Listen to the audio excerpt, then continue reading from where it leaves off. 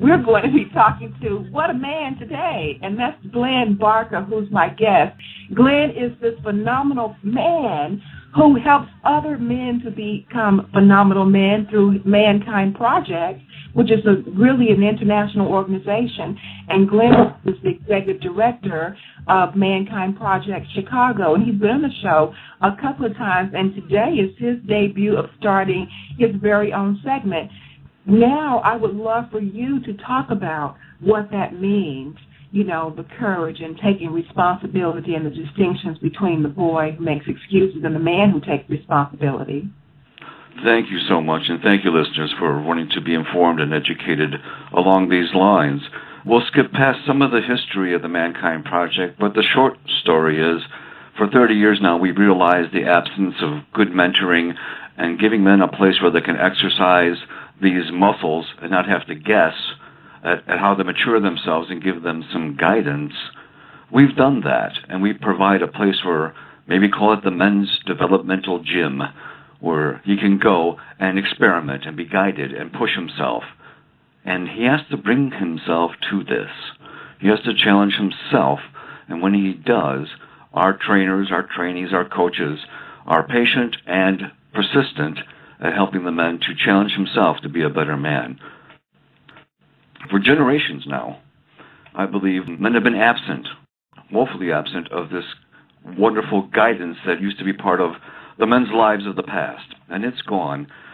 And I believe that burden has been shifted in large part to our women, who have taken this raising of boys as well as being breadwinners and holding down households and getting education and employment.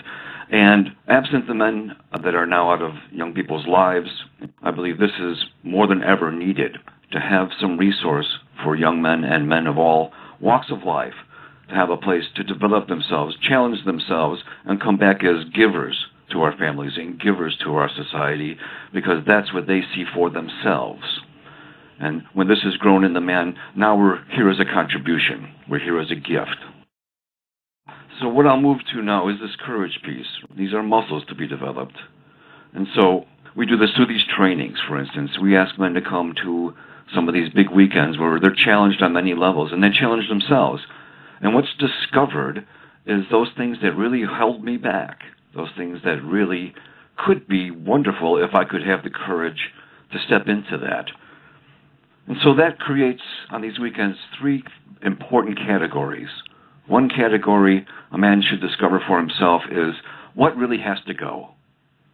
What boyish expectations or stories or hurts really have to be addressed, and they have to go because they're in the way. Then the other part is, what does a man want to reclaim for himself? His energy, his compassion, his love, his passion for life. Where did that go? And then the middle pile, or designation I'll call my maintenance piece. That stuff that if I don't work on it, it'll trip me up. So that's the overall view of men's work, to make these distinctions for men so they can develop clearly without being shamed or judged harshly, to move in that direction. Do you feel that men are ashamed of things, of themselves, or what they're doing, or who they're being, and feel judged by the world? There's a number of things that I think inhibit men and keep them from experimenting in this category. Yes, one is to expose themselves often to men. There is a shaming piece that goes along that. If I become vulnerable, which is a word that's like to be bantered around, that's also the opportunity to have that be used as a weapon against me, to be shamed, because I've told you where my weaknesses are. And this is avoided by many men. And then there are those things that I will not attempt because I don't feel I'm good enough. Or, if you really knew me, you wouldn't or couldn't love me. Or I'm not lovable because I've done something I'm ashamed of. These are the secret lives of men, that we create a circumstance to make talking and going into those arenas safer for men. Because if we all share these pieces of ourselves, we do realize we're really not as alone, as separate and isolated as we once made up. And we start to disassemble that story that says, no one will understand. Take down the barriers that say, I'm alone, I can't tell anybody, or I'm not good enough to tackle this. And once that's set up by men like myself and others that are leaders here, to make ourselves examples, the men will follow, because they've been carrying these burdens for much of their lives. And giving them the right opportunity in the right circumstance where they won't be shamed or judged harshly, but then expected to do something about it, is important over time and incrementally, like you would do an exercise. And that's what these are. Opportunities for men to discover and then exercise these new muscles. So, Glenn, when you say that something must go, they have to discover what must go. Could you give some examples of what some of the men that are participating in the Mankind Project weekends, what are some of the things that they're letting go? The boy that makes excuses to start to own the man who takes responsibility. A phrase that we all know from childhood, the dog ate my homework. So this part of the story says the child needs to concoct some kind of great excuse to try to let themselves off the hook. They have either done something wrong or failed to do something, like we all do, and have found themselves, what we say, on the hook. And it's uh-oh, I better come up with something. And so what gets manufactured is an excuse. The dog ate my homework. Now, a child is trying to wiggle off that hook. And if they say something good enough or good enough excuse, then the authority figure many times will then give them a pass. Okay, fine. Next time, do your homework. Now, that doesn't work for an adult, does it? No. Okay. So, let's be clear. I walk into a boardroom where I'm expected to turn up an accounting of finances, and I walk in and say, sorry, the dog ate my homework, my report. Now, it seems silly to say that, but it's true. They're coming with an excuse rather than take responsibility. So, the difference. A man has to come into that situation, and something did happen to his report. The dog literally ate his report on Sunday night at midnight when he finished it. Right? It can happen. So the thing to do is not to try to wiggle off the hook. So get this, everyone. It's to put yourself, as a man, on the hook. How do you do that? Taking responsibility. I walk into my board and I say, I feel I'm in integrity. I did my work. Yes, I am out of accountability. My accountability was an agreement. I was to be here at 8 a.m. and present my accounting, my work. I cannot honor that. There was an incident that I could not control that affected this, but I'm taking responsibility for that. Meaning, I put that paper on my desk and my dog ate it. That may be a pattern for me or not. And this is what we work with the men with, is it's a pattern of you doing these kind of things. But to walk into the boardroom and say, I do not have what I promised you. I'm not going to deliver on my agreement. Part one. Part two is, this is going to impact me, and this is going to impact you people on the board. By me not having this, is going to impact you because you have reports to do. The impact of this on you is that you're going to have to explain this to those that were waiting for this information through me for you. And that consequence might be you don't trust me. The consequence is I put you in a position here of having to explain yourselves because of me. I'm going to take responsibility for that. I cannot fix what happened. So what I'm going to do is this. I'm going to, with your permission, I will take today off and I will work the next 7 hours straight to reproduce this piece. I will hand deliver it to you and your constituents by 8:30 tonight. Now, that doesn't make up for what I've done, but I'm going to take responsibility for this to do everything within my power to try to restore your trust in me and to try to minimize the consequences and impact on your lives. Is that acceptable? And so I would imagine when a man takes responsibility and shows that, he will in fact deliver what he's promised by letting them know that this did happen, that I'm out of integrity, or I'm in integrity because I'm showing up and I'm taking responsibility for what happened, and I will deliver this tomorrow. And the man will deliver it tomorrow. Is that what you're saying? Absolutely. So here's the process. The boy tries to wiggle off the hook, right? with an excuse.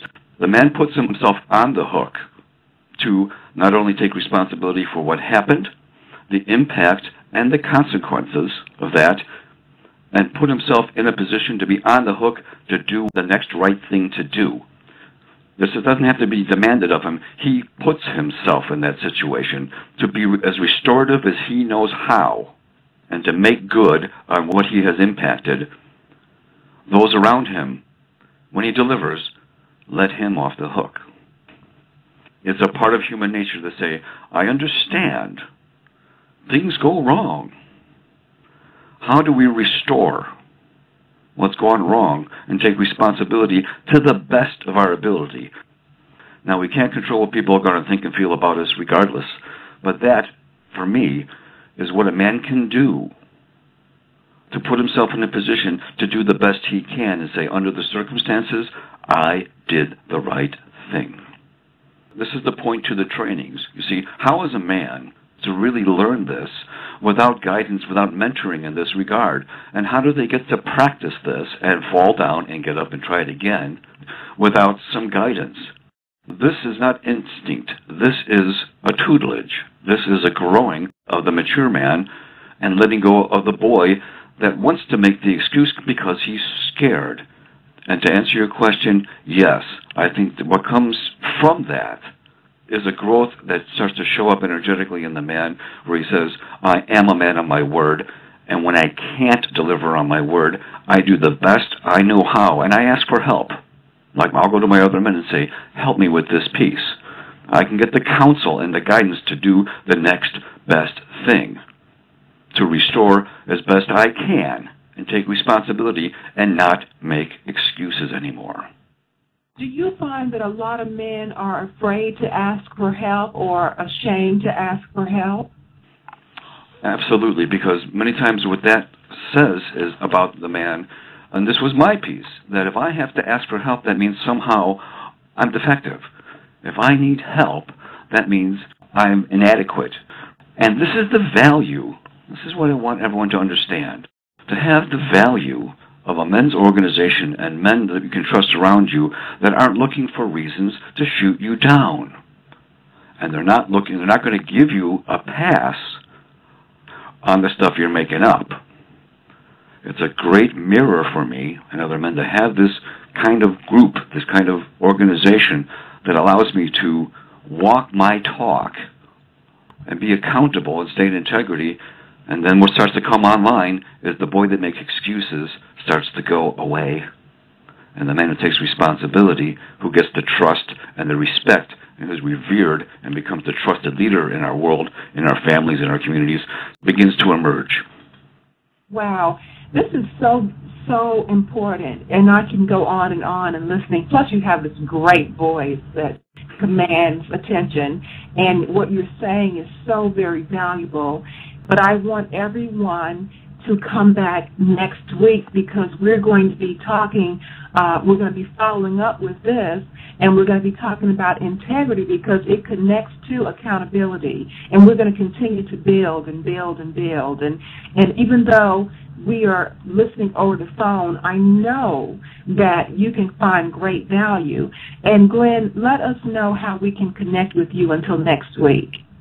Very good. If anyone wants to know about these processes, these teachings, how to start a men's group, how to be part of a project like this, call me, Glenn Barker, at 312-243-6743.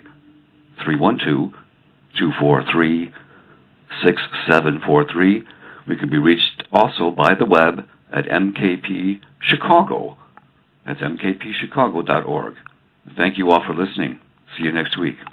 Oh, this was great. This is so wonderful. Thank you so much. We have so much to talk about. And I am here to let you know that the courage to be a man, learning the distinctions between the boy who makes excuses and the man who takes responsibility is going to be a great, great hit. Thank you so very much, Glenn Barker. Until next week, have a great week.